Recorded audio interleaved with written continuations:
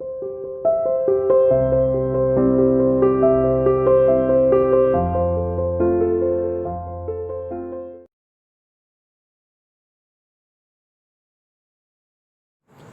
Morning students, how are you? You are welcome to CR international online classes. आज का आपका assignment number है 88 12th arts के अंदर, इंग्लिश और हिंदी मीडियम के अंदर कॉमन टॉपिक है। आपका टॉपिक है non cooperation movement, lesson number 13 से। आज आपका लेसन नंबर 11 कंप्लीट होता है। लेसन 12 आपके सिलेबस से हटा दिया गया है, जिसको हम कॉलोनियल सिटीज़ के नाम से जानते थे, जिसके अंदर चेन्नई का, कोलकाता का, दिल्ली का, उनके विषय में पढ़ना होता था, मुंबई के बारे में। लेकिन अब उसके विषय में नहीं पढ़ना, क्योंकि डिलीटेड सिलेबस में आता है वो। हम महात्मा गांधी को शुरू करते हैं। ये चैप्टर आपका महात्मा गांधी पे बेस्ड है। पूरी तरीके से महात्मा गांधी जी के विषय में उन्होंने क्या क्या उपलब्धियाँ हासिल की, किस तरीके से वो अंग्रेजी साम्राज्य से जा कर के भिड़े, उसके बारे में हम पढ़ेंगे। तो 1857 की क्रांति से सीख लेते हुए महात्मा गांधी जी ने अपने देश को एक नेतृत्व प्रदान किया। एक बहुत ही सोच और समझ के साथ वो आगे बढ़े। हमारे देश को एक खास तौर पे राष्ट्रीय आंदोलन में एक अच्छे नेता की कमी थी, जिस कमी को उन्होंने पूरा करके दिखाया।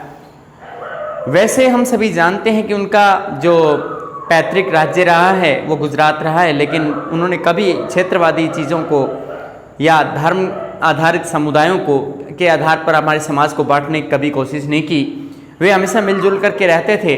उनका मानना था, चाहे वो हिंदू है या मुस्लिम है या सिख है या ईसाई है, सब लोग समान हैं।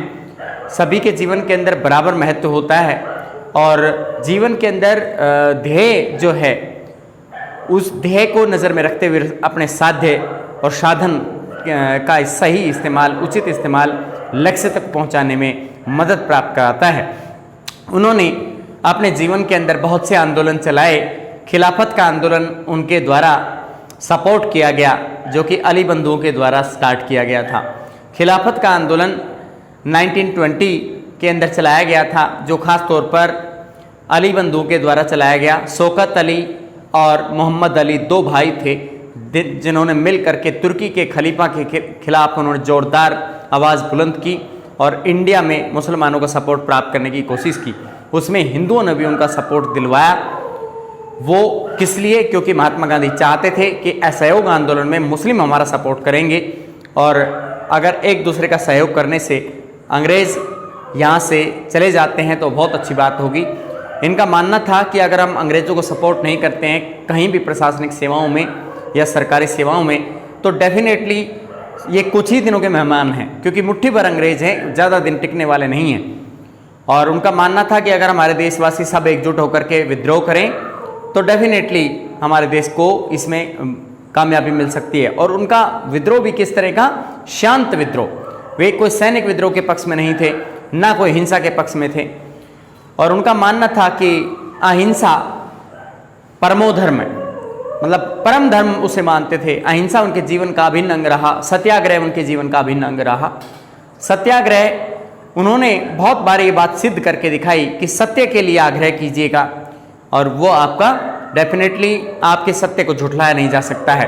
और अहिंसा के रास्ते से आगे बढ़ते हुए आप समूची मानवता को एकजुट कर सकते हैं, उनके आपस में मतभेदों को भुला सकते हैं। तो महात्मा गांधी जी के असहयोग आंदोलन के बारे में हम यहाँ पढ़ेंगे। जैसे कि हम सभी जानते हैं 1920 के अंदर कोलकाता अधिवेशन के अंदर, सितंबर 1920 के अंदर ये कोलकाता में एक प्रस्ताव लाया गया। कोलकाता अधिवेशन के अंदर, कांग्रेस के कोलकाता अधिवेशन में, उसमें ये प्रस्ताव था कि इंडिया में नॉन कोऑपरेशन मूवमेंट स्टार्ट किया जाए या नहीं किया जाए। तो वो बहुमत से वो पारित हो गया, यानी वो पास हो गया वो प्रस्ताव। और उसके बाद असहयोग आंदोलन को शुरू करना था। उस असहयोग आंदोलन को नेतृत्व प्रदान किया महात्मा गांधी जी ने, और उनके कुछ मकसद थे। क्यों उन्होंने शुरू किया, वो कितने सफल हुए, इस आंदोलन का क्या महत्व है, भारतीय राष्ट्रीय आंदोलन में जो भारतीय राष्ट्रीय आंदोलनों का जो इतिहास है उसके अंदर असहयोग आंदोलन कितना खरा उतरता है, उसके बारे में जानिए। Non cooperation movement was started in 1920। ये 1920 में शुरू हुआ अंडर द लीडरशिप ऑफ महात्मा गांधी जी के नेतृत्व में। It was a campaign of non cooperation with the British rule. यह है ब्रिटिश शासन के साथ असहयोग करने की नीति पर आगे बढ़ता था। यानी इसमें यह तय किया गया था कि कोई भी व्यक्ति अंग्रेजी शासन का सहयोग नहीं करेगा, और उनका मानना था अंग्रेजी शासन का अगर हम सहयोग नहीं करेंगे तो डेफिनेटली हम कामयाब होने वाले हैं। कॉजेज एंड कंडीशंस, इसकी कुछ कंडीशंस थी, कुछ शर्तें थी, कुछ इसके कारण थे जिनकी वजह से ये असहयोग आंदोलन चलाया गया। Full cooperation in first world war, पहले विश्व युद्ध में महात्मा गांधी जी ने भारतीय लोगों को और अंग्रेज लोगों को भारी मात्रा में सपोर्ट देने के लिए आवेदन किया था या उनसे आग्रह किया था। उनका मानना था कि ये लोग कुछ समय बाद हमें स्वराज्य प्रदान करेंगे या हमें आज़ादी प्रदान कर देंगे, लेकिन उन्हें नहीं पता था कि ये लोग धोखेबाज हैं। जैसे ही प्रथम विश्व युद्ध 1914 से चलकर 1918 में ख़त्म हो गया तो तुरंत उन्होंने सिचुएशन पर कंट्रोल करते हुए रोलेट एक्ट जैसे नियम लेके आए। रोलेट एक्ट एक बिल्कुल काला कानून था जिसमें शक के आधार पर गिरफ्तार करके बगैर किसी पर मुकदमा चलाए जेल में बंद करने की एक तरह से अनुमति अंग्रेजों को मिल चुकी थी, और इस प्रस्ताव के जरिए वे भारत के अंदर इस काला कानून को लागू करना चाह रहे थे। भारतीयों ने जगह जगह उनको काले झंडे दिखाए, उनका विरोध किया, इस काले कानून का विरोध किया। इसी के लिए पंजाब के अमृतसर शहर के अंदर जलियांवाला बाग जगह पर एक बड़ी सभा का आयोजन किया गया कि रोलेट एक्ट का विरोध करना है, शांतिपूर्ण विरोध करने के लिए। लेकिन वहाँ पर सरकार को जैसे ही पता चला मार्शल लॉ लागू कर दिया गया, उन पर गोलियाँ चलवाई और हज़ारों की संख्या में लोग मारे गए। तो इससे बड़ी जनहानि हुई और महात्मा गांधी जी को एहसास हो गया कि ये लोग ऐसे जाने वाले नहीं हैं। इसके अंदर प्लेग, इंडिया के अंदर इसी टाइम ड्यूरेशन के अंदर जब असहयोग आंदोलन शुरू हुआ उससे पहले की बात 17, 18, 19 प्लेग की महामारी हमारे इंडिया के अंदर फैली। उस प्लेग की महामारी में पैसा खर्च करने की बजाय चिकित्सा सेवाएं लोगों को प्रदान करने की अपेक्षा उनको नज़रअंदाज करना, मरीजों को नज़रअंदाज करना अंग्रेज़ों ने ज़्यादा सही समझा और बड़ी संख्या में लोग इसका शिकार बने, काल का ग्रास बन गए, बहुत संख्या में लोग मारे गए। लेकिन अंग्रेज़ों को इस चीज़ से कोई लेना देना नहीं था। और जब शासक ही इस तरह के हो जाते हैं तो प्रजा तो विरोध करेगी। तो इसमें महात्मा गांधी जी ने इस वजह से भी उनका विरोध किया। इसके अलावा अकाल की समस्या को भी हम इसमें जोड़ सकते हैं। जगह जगह अकाल पड़ रहा था और अकाल होने के बावजूद भी अंग्रेज़ों ने भारतीयों की कोई सपोर्ट नहीं की, ना किसी के टैक्स माफ़ किए। All the hopes of Gandhi ji were dashed, Mahatma Gandhi ji को विश्वास था कि अगर हम प्रथम विश्व युद्ध में इनकी मदद करते हैं, अंग्रेज़ों की मदद करते हैं तो ये लोग हमें आज़ादी प्रदान करेंगे। लेकिन ऐसा नहीं हुआ। आज़ादी प्रदान करना तो बहुत दूर की बात है, उन्होंने शिकंजा और भी ज़्यादा कस दिया, लोगों को और भी ज़्यादा कठिनाइयों का सामना करना पड़ा। नेक्स्ट है, in 1919 British government had passed Rowlatt Act which impose censorship on the press and the permitted detention without trial. 1919 में ब्रिटिश गवर्नमेंट ने या अंग्रेज़ों की सरकार ने एक कानून पास किया जिसका नाम रखा रोलेट एक्ट। रोलेट एक्ट एक काला कानून था। ये समाचार पत्रों और पत्रिकाओं के अंदर जो विचार व्यक्त किए जाते हैं उन पर प्रतिबंध लगाता था। देश हित के अंदर राष्ट्रहित में या सरकार के खिलाफ ऐसा कुछ नहीं लिख सकते थे कोई भी, और अगर कोई लिखता था तो उस पर कानून का उल्लंघन करने का आरोप लगा करके उसको जेल में बंद कर सकते थे। या फिर इसका मतलब ये भी था कि बगैर किसी शक के आधार पर, यानी मात्र शक के आधार पर किसी भी व्यक्ति को गिरफ्तार करके उसको जेल में बंद कर देना, ये भी इस कानून का एक प्रावधान था। और इसका इसी वजह से जगह जगह पर विरोध इंडिया के अंदर हो रहा। महात्मा गांधी जी ने इसके अंदर बढ़ चढ़ करके लोगों से आह्वान किया कि ये अब मौका है, इसमें सभी लोग मिल करके अंग्रेजी सरकार का असहयोग शुरू करें, शांतिपूर्ण असहयोग। Gandhi ji called for nationwide campaign against Rowlatt Act. Rowlatt Act के विरोध में महात्मा गांधी जी ने पूरे भारत के अंदर व्यापक जन आंदोलन शुरू करने का आह्वान शुरू किया। प्रत्येक वर्ग के लोगों को उससे जोड़ा, विभिन्न धर्मों के लोग, विभिन्न जातियों के लोग, और समाज के अंदर अमीर गरीब मध्यम सब लोगों को उसके अंदर जोड़ा। उद्योगपति, कामगार, मजदूर सब लोग उसमें किसी भी व्यक्ति को अछूता नहीं छोड़ा गया, मतलब किसी क्षेत्र को नहीं छोड़ा गया। सबसे इस कैंपेन में, इस आंदोलन के अंदर लोगों को मोटिवेट किया गया कि इस समय अंग्रेज़ों का विरोध करने का सही मौका है और इस समय हमें आज़ादी प्राप्त हो सकती है। Indian National Congress in September 1920 a resolution for non-cooperation movement with the British government was passed. सितंबर 1920 के अंदर भारतीय राष्ट्रीय कांग्रेस ने एक प्रस्ताव पास किया जो कि कोलकाता के अंदर यह अधिवेशन था। उस अधिवेशन के अंदर इस आंदोलन को शुरू करने का प्रस्ताव लाया गया जो बहुमत से पास हो गया और इस तरीके से भारत के अंदर 1920 के अंदर असहयोग आंदोलन की शुरुआत का मार्ग प्रशस्त हो गया। नेक्स्ट है प्रोग्राम एंड ऑब्जेक्टिव्स। इसके अंदर लाखों करोड़ों की संख्या में लोग सड़कों पर उतर आए, जल से जुलूस होने लगे, जगह जगह हड़तालें होने लगी, सरकारी संस्थानों को त्याग दिया लोगों ने, वकीलों ने कोर्ट्स में जाना बंद कर दिया, कोर्ट का बहिष्कार कर दिया, सरकारी अध्यापकों ने, जो सरकारी वकील होते थे या फिर प्रोफेसर्स होते थे, उन्होंने सभी ने गवर्नमेंट कॉलेज या स्कूल छोड़ दिए और स्टूडेंट्स ने सरकारी स्कूलों का बहिष्कार, गवर्नमेंट एडेड स्कूल्स का बहिष्कार कर दिया, सरकारी सेवाओं का बहिष्कार किया गया और अंग्रेज़ों का सपोर्ट ना करने के लिए सैनिकों को, क्लरिकल स्टाफ को भी आह्वान किया गया कि आप उनको सपोर्ट ना करें और भारत से बाहर भी सेवाएं ना दें किसी भी तरीके से। इसके अंदर बढ़ चढ़ करके लोगों ने इसमें हिस्सा लिया। हजारों की संख्या में लोगों को जेलों में बंद कर दिया गया और बड़े बड़े नेताओं को गिरफ्तार करके जेलों में बंद कर दिया गया। तो इससे कानून, मतलब एक तरह से रॉलेट एक्ट जैसे कानून के खिलाफ जो मतलब ये आंदोलन शुरू किया गया था, इस आंदोलन को दबाने का दमन चक्र था उतना ही कठोर लाया गया। लोगों पर दया नहीं दिखाई गई और उनको जोर ज़बरदस्ती उनके साथ की गई। और यहाँ पर ये बताया गया है कि जो नॉन कोऑपरेशन मूवमेंट में, चाहे वो हिंदू हो, मुस्लिम हो, सबके खिलाफ अंग्रेजी सरकार ने दमन चक्र शुरू किया। इसके अंदर लोगों में एक मैसेज ज़रूर चला गया कि हमारा भारत देश के अंदर जो सरकार काम कर रही है वो हमारी अपनी सरकार नहीं है, हमारे अपने देश की चुनी हुई सरकार नहीं है। उन लोगों को याद आया कि मुग़ल सम्राट या मुग़ल शासन के दौरान हमारे पास में किस किस तरह की फैसिलिटीज़ होती थी, लोगों के अंदर एक अपनापन होता था।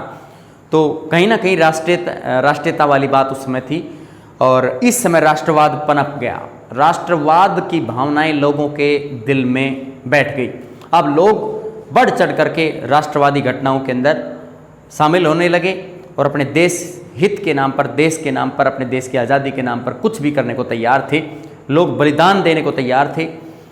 इसमें बहुत से लोगों ने अपनी मर्जी से गिरफ्तारियां दी और विभिन्न समाचार पत्रों के, पत्रिकाओं के जरिए लोगों को मोटिवेट किया गया। हालांकि उनके खिलाफ एक्शन भी लिए गए, उन पत्रिकाओं को रोक भी दिया गया, संपादन करने से रोक दिया गया, लेकिन फिर भी बहुत सी पत्रिकाएं ऐसी थी जिन्होंने इस तरह का काम किया। जैसे स्टेट्समैन जो पत्रिका थी वो इसी तरह की पत्रिका थी और केसरी जो पत्रिका थी वो भी इसी तरह की। Progress of movement and it's and. इस आंदोलन का विस्तार बहुत तेजी से होता चला गया। पहले उत्तरी भारत में ज़्यादा फैला, फिर धीरे धीरे दक्षिण भारत तक इसका विस्तार होता चला गया। समाज का प्रत्येक वर्ग इससे जुड़ा रहा। बड़ी संख्या में लोगों को जेलों में बंद कर दिया गया। इसके भारतीयों के पक्ष में पॉजिटिव परिणाम आने वाले थे, लेकिन यहाँ कुछ समस्याएं सामने आई। जैसे यूपी के अंदर एक गोरखपुर नामक स्थान पर चोरी चौरा नामक एक पुलिस थाने के अंदर वहाँ के स्थानीय लोगों ने उसमें आग लगा दी।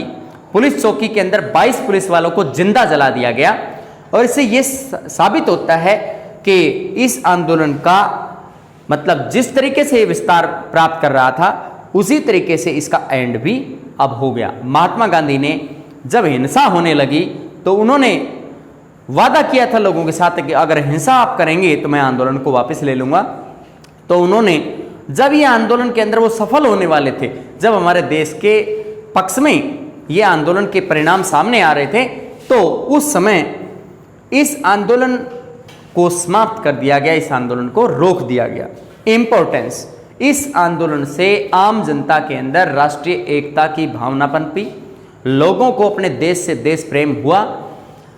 विभिन्न जाति, विभिन्न धर्मों के लोग अपने मतभेदों को भुलाकर एक होने लगे। हमारे देश के अंदर जो अंग्रेजी सरकार काम कर रही थी उनको भी पता चला कि यहाँ के लोगों के अंदर राष्ट्रीय एकता कितनी मजबूत है। महात्मा गांधी जैसे नेता लोगों को किस तरीके से मोटिवेट कर सकते हैं। इससे आम जनता के अंदर असहयोग की जो सफलता थी, असहयोगपूर्ण आंदोलन की जो सफलता थी, उसके प्रति लोगों का बहुत बड़ा रुझान देखने को मिला। इसके अंदर ये आपका कंप्लीट होता है ये टॉपिक। इसके अंदर हम देख सकते हैं, पहले टॉपिक के अंदर हमने बताया था कि नॉन कोऑपरेशन मूवमेंट 1920 में शुरू किया गया, महात्मा गांधी जी के द्वारा शुरू किया गया था अंग्रेजी शासन के खिलाफ। क्या क्या रीजंस थे इसके, कॉजेज और कंडीशंस के अंदर। इस दौरान पहले प्रथम विश्व युद्ध में भारत ने अंग्रेजी सरकार की खूब मदद की, लेकिन बदले में उन्होंने कोई मदद नहीं दी। प्लेग की महामारी के समय भारतीयों की कोई मदद नहीं की गई। महात्मा गांधी जी ने सोचा था कि भारतीयों को प्रथम विश्व युद्ध में मदद देने के बदले इनको आज़ादी मिलेगी, लेकिन आज़ादी नहीं दी गई और उनकी भावनाएं दब कर रह गई या भावनाओं पर कुठाराघात हुआ। 1919 में ब्रिटिश गवर्नमेंट ने एक रॉलेट एक्ट पास किया, जिसका मतलब था सेंसरशिप कानून, जो विभिन्न पत्रिकाओं पर लगाया गया। वे मन मर्जी से सरकार के खिलाफ कोई कुछ नहीं लिख सकता था और इसके अंदर बिना किसी मुकदमा चलाए किसी भी व्यक्ति को जेल में बंद करने की छूट भी अब अंग्रेजी सरकार को मिल गई। महात्मा गांधी ने एक पूरे राष्ट्रीय स्तर पर एक कैंपेन आयोजित किया, एक आंदोलन आयोजित किया, लोगों को से आह्वान किया कि रॉलेट एक्ट जैसा काला कानून इसका बहिष्कार कीजिएगा।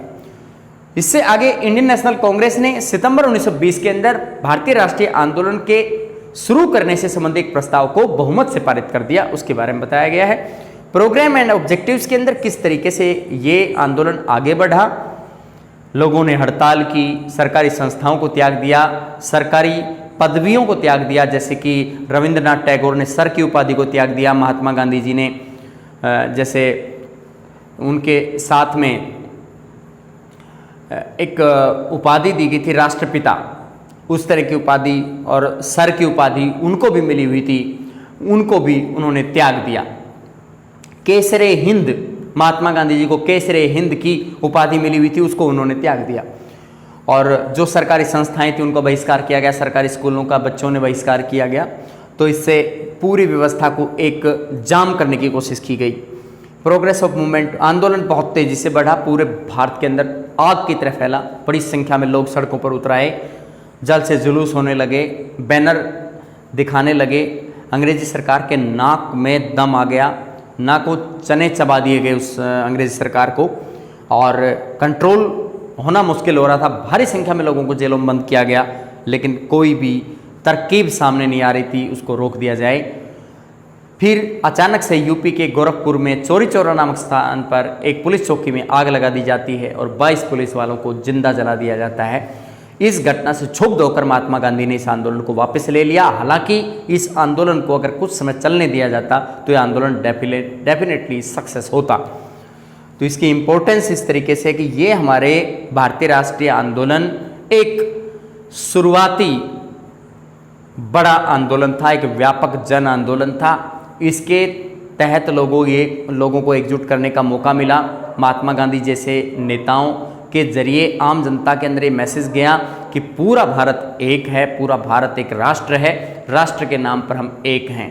विभिन्न धर्म, विभिन्न जाति, मतभेद ये सब भुलाकर हम एक हो सकते हैं और अंग्रेजी शासन को अपना दुश्मन माना। धन्यवाद।